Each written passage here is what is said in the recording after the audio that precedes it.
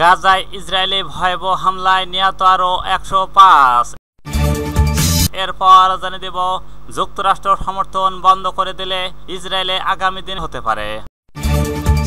সর্বশেষ বাংলাদেশের জন্য রাষ্ট্রদূত মনোনীত করলেন ট্রাম্প। এতক্ষণ শুনছিলেন সংবাদ শিরোনাম, এবার বিস্তারিত।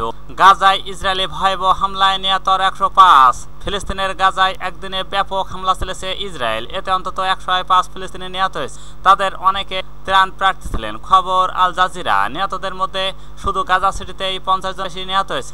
এই শহরটি পুরোপুরি দখলের চেষ্টায় সর্বাত্মক সামরিক অভিযান চালাচ্ছে দখলদার বাহিনী। বুধবার 3 সেপ্টেম্বর এক প্রতিবেদনে সংবাদ মাধ্যম বলছে, মঙ্গলবারের হামলায় সবচেয়ে বেশি গাজার ঘনবসতিপূর্ণ আল সাবরা মহল্লা এলাকায় কয়েকদিন ধরে টানা বোমাবর্ষণ ফেলা হচ্ছে।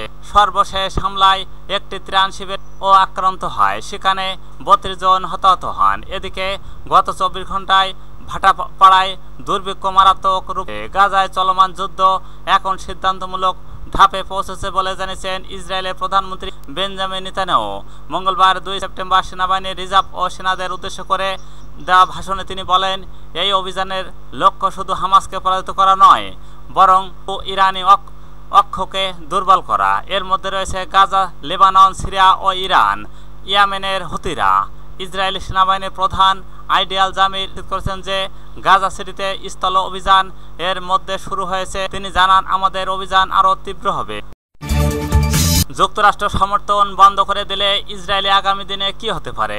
ইসরায়েলের প্রধানমন্ত্রী বেঞ্জামিন নেতানিয়াহু গাজা যুদ্ধে অপ্রত্যাশিতভাবে যুক্তরাষ্ট্রের কাছ থেকে সমর্থন পেয়ে আসছে। সাবেক মার্কিন প্রেসিডেন্ট জো বাইডেনের সময় গাজার যে পরিস্থিতি হয়েছিল তা নিয়ে তিনি প্রায় অপেক্ষা প্রকাশ করতে, কিন্তু ট্রাম্প প্রশাসনের মধ্যে তেমন কিছুই দেখা যাচ্ছে না। এমনকি ফেব্রুয়ারিতে গাজায় জাতিগত নির্মূলের পরামর্শ দেন ট্রাম্প।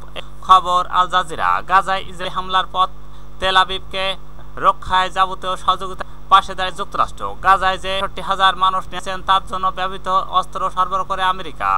এছাড়া গাজায় মৃত্যু বেড়ে যাওয়া সত্ত্বেও নৈতিকভাবে জাতিসংঘের নিরাপত্তা গাজার যুদ্ধ বন্ধে ভেটো দেওয়া ওয়াশিংটন আন্তর্জাতিক বিচার আদালতে ইসরায়েলি বিচার ঠেকাতেও পাশে দাঁড়ায় যুক্তরাষ্ট্র। যেখানে গাজায় গণহত্যা, যুদ্ধ অপরাধ দায়ে আন্তর্জাতিক অপরাধ আদালত প্রধানমন্ত্রী নেতানিয়াহু, সাবেক প্রতিরক্ষা মন্ত্রী ইয়াব গ্যালান্টের গ্রেপ্তারি পরোয়ানা জারি করা হয়। কর্মীরা অনেক রাজ্য সংস্থাকে গণহত্যা চালাতে সহায়তা করছে যুক্তরাষ্ট্র। পাশাপাশি তারা ইসরায়েলের প্রতি সমর্থন বন্ধের আহ্বান জানিয়েছে। এমন অবস্থায় যদি যুক্তরাষ্ট্র আগামীকালই ইসরায়েলের প্রতি সমর্থন বন্ধ করে দেয় তাহলে কি ঘটবে? এই নিয়ে বিশেষ এক প্রতিবেদন প্রকাশ করেছে আল জাজিরা। বিষয়টি নিয়ে 4 জন বিশেষজ্ঞের সঙ্গে কথা বলে আল জাজিরা। তারা হলেন প্রতিরক্ষা বিশ্লেষক হামজে আক্তার, ইসরায়েলের রাষ্ট্রবিজ্ঞানী ওরি গোল্ডবার্গ ও Royal United Service and Center for American প্রোগ্রেসের ও সিনিয়র ফেলো এই হেলেয়ার, এবং ইসরায়েল সরকারের সাবেক উপদেষ্টা দানিয়েল লেভি। আন্তর্জাতিক পরিসরে কি ওরি গোল্ডবার্গ ইসরায়েলকে সমর্থন করা অনেক পশ্চিমা দেশ পৃথকভাবে আশাহত হয়েছে এবং তারা এখন ইসরায়েলের পতন চাইছে। যুদ্ধ পরবর্তীতে জার্মানির সঙ্গে ইসরায়েলের সঙ্গে ঘনিষ্ঠ হলে তারা এখন প্রতি অবস্থায় এমন দাঁড়িয়েছে যুক্তরাষ্ট্রের হস্তক্ষেপ ছাড়া এই সংকট দূর হবে না। বাংলাদেশের জন্য রাষ্ট্রদূত মনোনীত করলেন ট্রাম্প। বাংলাদেশের জন্য পরবর্তী রাষ্ট্রদূত মনোনীত করেছে মার্কিন প্রেসিডেন্ট ডোনাল্ড ট্রাম্প।